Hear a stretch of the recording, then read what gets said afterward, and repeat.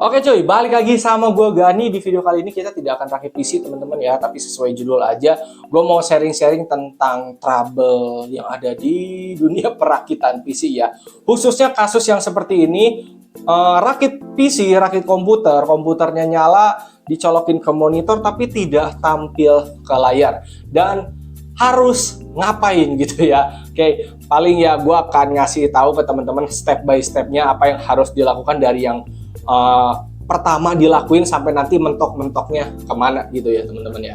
Oke, jadi di sini ada PC, ada monitor. Ini bukan dari pelanggan gua teman-teman ya, bukan juga dari segmen rakit PC cuy. Jadi ini dari salah satu subscriber, dia ngerakit PC sendiri, dia beli sendiri, PC-nya nyala tapi nggak tampil ke monitornya ya. Oke, gua udah saranin juga gitu kayak harus ngapain aja di DM Instagramnya, kayak cek RAM, cek kabel, dan kawan-kawannya gitu ya. Tapi dia stuck gitu udah beberapa hari. Dan kebetulan yang punya PC ini tuh rumahnya bener-bener deket sama gua. Jadi ya wes lah, mumpung gua lagi kosong rakitan gitu ya, bawa aja ke rumah gua. Kali aja gua bisa bantu gitu ya. Kalaupun nanti ini masih nggak nyala, setidaknya kayak ada bayangan gitu. Oh paling nggak jauh dari sini karena yang lain udah dites aman gitu. Dan ini juga gue bisa ngasih tahu ke teman-teman juga gitu, kalau kalian dapat kasus kayak gini apa yang harus kalian lakuin gitu ya. Dan di sini gue bener-bener penegasan sekali, kalau kalian beli komponen itu wajib banget garansi teman-teman, garansi resmi distributor ya, yang 2 tahun 3 tahun kayak gitu. Karena kalau misalkan udah dapat trouble kayak gini dan mentok, apalagi yang dilakukan selain garansi gitu loh. Kalau kita beli komponennya baru, lalu trouble, garansi enak guys. Kalaupun lu beli bekas, tapi masih ada garansi distributor setahun 2 tahun, itu masih enak. Kayak gue waktu itu beli VGA, masih ada garansi 2 tahun lagi resmi. Beli prosesor masih ada garansi 2 tahun lagi resmi. Itu tenang gitu. Kecuali lu beli bekasnya bodong. Beli bekas tidak ada garansi. Kalau udah trouble kayak gini, lu cuma bisa nangis di pojokan gitu guys ya. Ya guys, nggak usah lama-lama ya. Tapi kayaknya durasi video ini bakal lama ya. Gue akan jabarin step by step apa aja sih yang biasanya gue lakuin ketika gue dapat trouble seperti ini ya teman-teman. Oke, langsung aja ke PC-nya ya. Oke, yang pertama harus kalian cek adalah spesifikasi PC kalian. Apakah kompatibel atau tidak ya. Karena gue pernah dapat beberapa kasus kayak laporan gitu ya, bang, gue rakit PC tanpa VGA nih kayak gini, tapi kagak nyala. Terus pas gue tanya, lu pakai prosesor apa? Gue pakai Ryzen 5 5600X atau gue pakai i5 12400F, yang dimana itu prosesor murni, itu kagak bakal nyala guys ke layar gitu, kagak bakal tampil ke layar gitu. Kalau misalkan kagak pakai graphic card gitu ya. Oke, nah untuk kasus yang ini si ownernya udah bener, dia pakai Ryzen 5 5600G ya, yang dimana dia punya grafik bawaan, yang artinya tanpa tanpa graphic card, PC ini seharusnya masih bisa tampil ke layar monitor. Jadi jangan sampai salah pilih komponen ya. Kesalahan yang pertama biasanya prosesornya murni tapi tidak pakai graphic card. Terus solusinya apa bang? Misalkan gue udah rakit nih Ryzen 5600X kayak gini, tapi gue nggak ada graphic card jadi nggak nyala ke layar. Solusinya ya beli graphic card gitu, nggak ada lagi. Karena kalau nggak ada graphic card ya kagak bakal nyala. Atau ganti 5600X-nya jadi 5600G, tapi sayang lebih baik beli graphic card. Atau misalkan gue udah rakit Intel i7 12700F tanpa VGA, kalau nggak nyala gimana bang? Ya beli graphic card. Intinya kalau prosesor kalian murni prosesor doang, kalian harus pakai graphic card. Yang bisa nyala tanpa graphic card adalah prosesor yang punya integrated graphic card, kayak Ryzen yang seri G ataupun Intel yang polos kayak 12400 gitu ya, 12700 gitu. Intel aja 12700 dengan 12700F itu beda. 12400, 12400F beda. Ryzen juga sama. 5600G dengan 5600X itu beda. Jadi harus dipelajari. Selanjutnya, salah colok. Oke, biasanya kalau misalkan rakit terus dia ada graphic cardnya, ada beberapa yang salah colok. Oke, misalkan kalian pakai RTX di sini ya. Oke, tapi kalian nyolokin kabel monitor, entah HDMI, entah DisplayPort, itu kalian colokin ke motherboard kayak gini, ya kagak bakal nyala dia PC-nya. Kalau kalian pakai graphic card, colokin ke graphic card. Misalkan kalian pakai Ryzen 5600X, pakai RTX 3060, ya kabel dari monitor colokin ke RTX ya. Ini cukup sering, bahkan dari pelanggan-pelanggan gue pun banyak. Bang, PC-nya udah nyampe tapi nggak nyala. Coba colokin bagian belakang. Ternyata si ownernya nyolokinnya kabelnya ke motherboard, bukan ke si RTX atau ke graphic card-nya. Oke, jadi jangan salah colok. Nah, balik lagi ke PC yang ini ya. Untuk PC-nya sendiri, ini rakitnya udah benar guys ya. Dia pakai Ryzen 5600G, pakai B550, RAM-nya ini 2x8 ya. Oke, ini rakitannya sudah benar. Dari monitor dicolokin lah ke motherboard. Kenapa ke motherboard? Karena nggak pakai graphic card gitu ya. Karena si prosesor Ryzen 5600G bisa nyala tanpa graphic card ya. Jadi dicolokinnya ke motherboard. Kalau misalnya udah gini, kita coba nyalain dulu aja. Oke, PC-nya nyala teman-teman ya. Oke, nah kalau lampu LED di RAM memang biasanya nyalanya telat, jadi jangan langsung nembak, oh RAM-nya rusak, jangan kayak gitu dulu teman-teman ya. Oke, di sini kita bisa lihat ya, nihil teman-teman ya, tidak muncul ke layar. Oke, biasanya kalau misalkan seperti ini, yang gua akan lakukan adalah pertama membersihkan RAM-nya dulu. Bisa jadi RAM-nya kotor teman-teman ya. Oke, terus ya kita tinggal cabut RAM-nya. Tapi sebelum dicabut RAM-nya, PC-nya dimatiin dulu ya. Kayak ini tombol powernya ditekan aja lama, nanti dia dari nyala PC-nya akan mati. Terus gue sih lebih PW kalau colokannya dicabut ya, biar kagak nyetrum. Nah kalau udah gini kita cabut RAM-nya teman-teman ya. Sebenarnya gue udah bikin tutorial cara cabut RAM ya. Oke, ini di atas ada catukan. Duh, gue susah juga ya.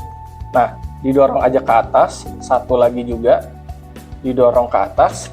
Oke, kalau udah tinggal tarik RAM-nya. Tapi ada beberapa motherboard yang catukannya atas dan bawah ya. Jadi kalau misalkan catukannya atas bawah, yang atasnya dibuka, yang bawahnya dibuka. Tapi kalau kasusnya kayak ASRock kayak gini, ini cuma atasnya aja. Jadi habis buka atasnya langsung tarik aja RAM-nya, sorry. Nah, langsung tarik RAM-nya aja ya. Oke. Nah, langsung dilepas seperti itu.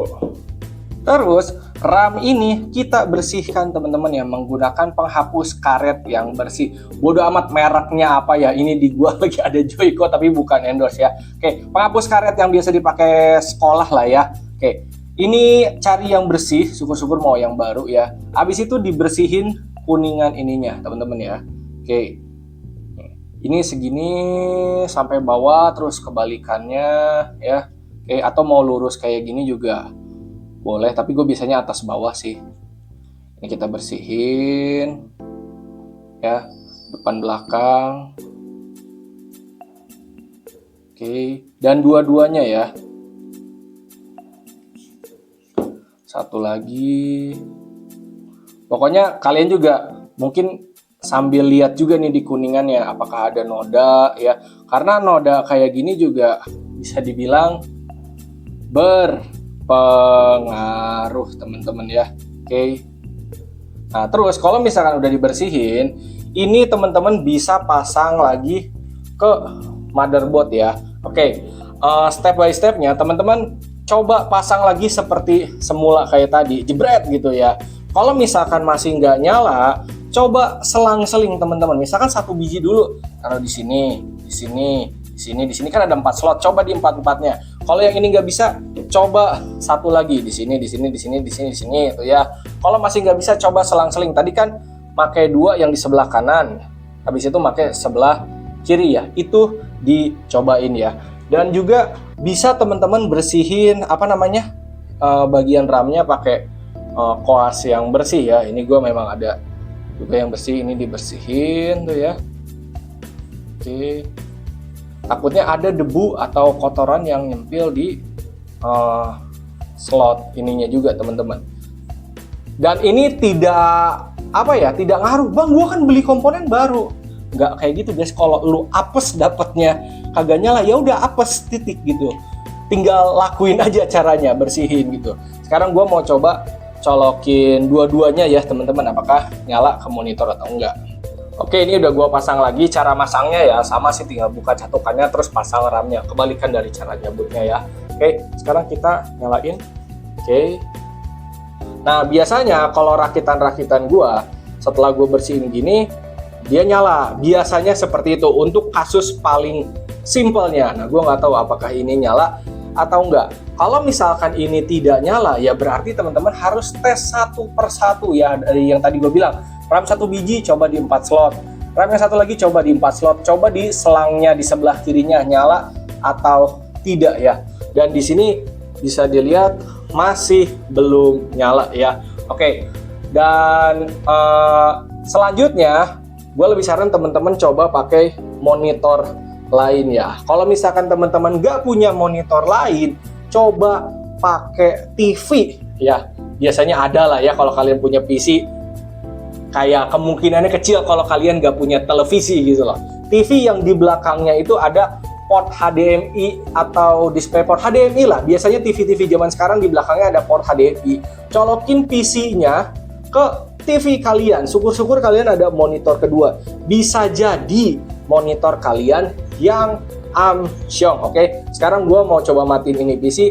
Gue mau colokin ke monitor gue yang satu lagi. Karena di sini adanya monitor ya teman-teman. Kalau kalian nggak ada ya silahkan coba ke TV. Nah, untuk matiinnya ini tekan aja ya yang lama, powernya nanti dia mati. Oke. Nah, kalau gini dia udah mati. Kalau motherboardnya memang lampunya dia nyala. Oke. Kita coba ke monitor yang satu lagi. Oke, ini monitornya udah gua nyalain ya, dan kabelnya udah gua colokin ke sini. Sekarang kita nyalain lagi PC-nya teman-teman ya. Oke. Udah nyala PC-nya ya, udah muter. Lampu RAM-nya 1 2 3 nyala. Oke ya. Dan di sini belum ada tanda-tanda kehidupan guys. Masih mati ya. Kalau misalkan begini bisa dibilang monitor kalian yang punya PC pribadi kalian itu ya kemungkinan besar masih aman ya, karena si PC-nya dicolokin ke monitor lain ya masih nihil. Jadi permasalahan besarnya masih ada di PC ya teman-teman. Nah, paling untuk kalau kalian tidak punya alat-alat atau komponen-komponen lain yang kalian bisa lakukan, cuma itu teman-teman ya. Oke, setelah ini kalau misalkan masih stuck berarti silahkan garansi ke tempat toko kalian beli. Bang, tapi gue belinya online bang, mobonya di toko ini, prosesor toko ini, RAM di toko ini. Ya kalau misalkan kayak gitu berarti kalian harus pretelin lagi PC-nya, lalu garansiin tiap part ke toko kalian beli teman-teman ya. Syukur-syukur kalau misalkan tokonya mau bantu garansi. Kalau tokonya tidak mau bantu garansi, silahkan minta nomor distributornya. Jadi kalian langsung kontak distributornya. Oke. Nah, sekarang ini kan masih nihil nih. Dan gua kebetulan kan ada PC juga ya teman-teman. Gua mau coba pakai komponen-komponen yang ada di gua ya teman-teman ya. Oke. Nah, pertama gua mau coba pakai RAM punya gue sebiji aja, karena sebiji juga harusnya nyala. Ini RAM ini mau gue tukar pakai RAM punya gue, karena RAM punya gue normal. Kalau misalkan ini gue pakai RAM punya gue nyala, berarti trouble ada di RAM-nya. Tapi kalau misalkan pakai RAM gue masih nggak nyala, berarti ini masih ada trouble lagi. Oke, sekarang gue tukar RAM yang ini sama RAM punya gue. Kita masih pakai monitor punya gue aja ya. Oke, RAM-nya udah gue ganti pakai RAM punya gue ya. Sekarang kita nyalain teman-teman. Oke, RAM punya gue ini normal. Biasa gue pakai di segmen rakit PC cuy. Kalau misalkan di rakitan ini atau di punya PC punya si emasnya ini masih kagak nyala, berarti bukan soal RAM-nya harusnya. Oke, dan bisa dilihat nihil, blank, hitam teman-teman ya. Oke, nah sekarang gue akan coba RAM punya si emasnya ini ke PC ini teman-teman. Ada PC rakit PC cuy ya. Oke, agar gue juga tahu ini RAM-nya itu berfungsi atau tidak ya. Oke. Nah, sekarang gua pakai PC yang ada di gue, kita akan nyalain pakai monitor punya si owner dengan RAM punya si ownernya juga ya. Oke. Sekarang kita nyalain. Oke. Kita cek apakah RAM sama monitor punya si ownernya itu aman atau trouble. Kita tungguin. Oke, tadi gue bener ya harusnya nyoloknya ya. Oke, masuk guys. Ya, masuk. Dan setelah kayak gini gue bisa simpulin monitor punya si ownernya aman beserta RAM-nya juga aman ya. Misalkan kita buka di aplikasi CPU Z ya, kita lihat RAM-nya apakah kebaca atau tidak. Oke. Nah, di sini bisa dilihat ya, RAM-nya 16 GB 2x8 tuh ya. Dari tim grup sama ya. Oke, 8 GB. Oke. Ada dua, ada di slot 2 dan di slot 4. Di sini sudah disimpulkan kalau monitor sama RAM-nya aman. Trouble-nya masih ada di sono. Oke. Nah, sekarang gua mau coba pakai power supply yang ada di gue colokin ke sini. Takutnya power supply punya si ownernya Samsung. Oke. Oke, kita balik lagi ke komputer punya si ownernya teman-teman ya. Oke, di sini gue masih pakai monitor punya si ownernya beserta RAM-nya. Kenapa? Karena aman gitu. Tadi kan udah dicek ya monitor sama RAM aman, jadi gue balikin di sini. Di sini gue coba cabut kabel 24 pinnya dan juga kabel 8 pin CPU-nya. Gue pakai yang ada di gue ya. Ini juga dipakai di segmen Rakit PC cuy dan aman teman-teman ya. Oke, kita nyalain sekarang. Oke, nyala PC-nya teman-teman ya. Kalau misalkan PSU-nya trouble, harusnya ketika diganti PSU lain dia aman ya teman-teman ya. Tapi sepertinya sih gua rasa power supply punya si ownernya masih aman teman-teman ya. Oke. Nah, karena ini juga tuh tidak masuk ke layar kan. Oke. Sekarang paling step terakhir yang benar-benar gua akan lakukan, gua mau coba pasang graphic card RTX 3050 yang ada di PC Rakit PC cuy. Gua coba colok ke sini. Kalau misalkan pakai VGA dia aman ya, berarti bisa jadi port HDMI di motherboardnya yang rusak. Oke. Sekarang gua mau pasang dulu VGA-nya dan di sini udah kelihatan ya, kagak nyaut ke layar ya. Oke. Oke, ini RTX-nya udah dicolok ya, teman-teman ya. Di sini tadinya gue pengen pakai power supply bawaan punya PC ini ya. Tapi ternyata pada saat gue cari-cari itu dia tidak memiliki colokan 8 pin graphic card yang 6+2. Gue juga nggak paham kenapa tidak dicolokan ya, padahal tulisannya 80 plus ya. Akhirnya di sini gue pakai power supply gue aja teman-teman ya.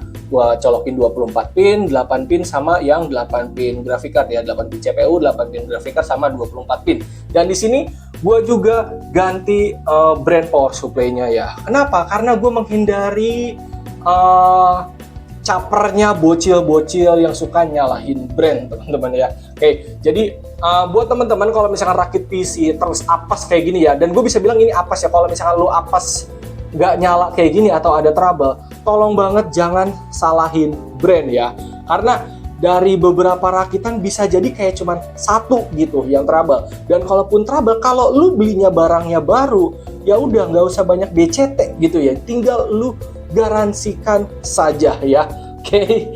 Jadi kalau misalkan lu rakit trouble, coba kayak yang tadi, bersihin RAM dulu. Oke, bersihin coba di semua satu slot-slotnya. Oke. Kalau udah stuck, coba pakai kabel lain. Kalau masih stuck, coba pakai monitor lain. Kalau nggak punya monitor, pakai TV. Coba monitornya dicolokin ke mana kek, ke PC lain kalau ada. Kalau nggak ada, colokin ke laptop. Kalau nggak ada laptop, colokin ke apa kek, ke Nintendo Switch kayak ke PS3 kayak atau PS2. Setidaknya bisa ngecek monitor lu aman. Kalau misalkan lu stuck gitu ya, udah kayak rakit komponen satu-satunya cuman ini, monitor satu-satunya cuman ini, dan pada saat lu udah bersihin ya udah gitu stuck, ya mau nggak mau lu harus langsung garansiin semuanya guys ya, ke tempat lu beli, nggak ada solusi lain. Jadi minta dicek sama toko tempat lu beli gitu, ataupun misalkan di dekat rumah lu ada toko yang bisa dimintain tolong untuk bantuin cek sampai kayak gini, sampai ketahuan titik trouble-nya di mana. Jadi jangan salahin, wah ini motherboardnya begini nih soalnya brand ini, wah VGA-nya gara-gara brand ini, PSU-nya brand ini, monitornya brand ini. Jangan salahin brandnya. Kalau lu beli barangnya baru dan garansi resmi, jadilah orang pintar. Garansi, jangan BCT, bacot ya. Nah sekarang ini kita nyalain teman-teman ya. Oke. Ini power supply gue normal, yang itu juga normal, VGA gue normal ya. Oke. Dan bisa dilihat masih sama aja teman-teman ya. Jadi kalau udah kayak gini, yang bisa kita cek tinggal dua teman-teman ya. Oke, si motherboard dan prosesor. Karena udah dites gitu, kayak tadi kipas nyala, monitor nyala, RAM-nya nyala gitu ya. Hard disk sebenarnya bisa sih dicek ke laptop lain atau ke PC lain itu nyala atau enggak, PSU juga bisa ya. Oke, tapi di sini gue pribadi sudah stuck sampai sini guys ya, dan nggak nyalakan. Ini gue udah stuck karena gue nggak bisa ngetes pakai motherboard B550 lain dengan prosesor ini, atau ngetes motherboard ini dengan prosesor Ryzen lain, karena gue tidak ada stok motherboard dan prosesor Ryzen yang ada di gue. Dan gue pun tidak bisa ngecek power supply-nya ke PC gue yang ini, karena PC yang ini pakai i3 yang 12100F, dia prosesor murni, butuh graphic card. Kalau pakai graphic card ini tapi si power supply-nya nggak punya colokan 6+2 pin, ya gue juga nggak bisa tes. Jadi dari rakitan ini bisa gue simpulin yang harus digaransi itu motherboard sama prosesor. Minta dicek ke toko tempat beli ya. Power supply-nya juga boleh minta dicek sekalian ya teman-teman ya. Kalau misalkan power supply-nya ini ada 6+2 pin, ya bisa gue cek ke sini guys. Tapi karena nggak ada, ya berarti gue sudah stuck, selesai sampai sini ya. Jadi buat teman-teman, kalau misalkan punya atau ngerakit PC terus trouble, step by stepnya dari awal ya. Nyalain dulu, pastiin semua colokan bener. Kalau tanpa graphic card, prosesor lu aman nggak? Bener nggak itu prosesor punya integrated graphic? Kalau misalkan bener punya, ya udah colokin ke motherboard. Kalau misalkan lu pakai graphic card kayak gini, bener gak nyoloknya ke graphic card? Misal kayak pakai RTX, nyolokin dari monitornya ke RTX, bener atau enggak? Terus nyalain, tampil nggak? Kalau nggak tampil, silahkan bersihin RAM.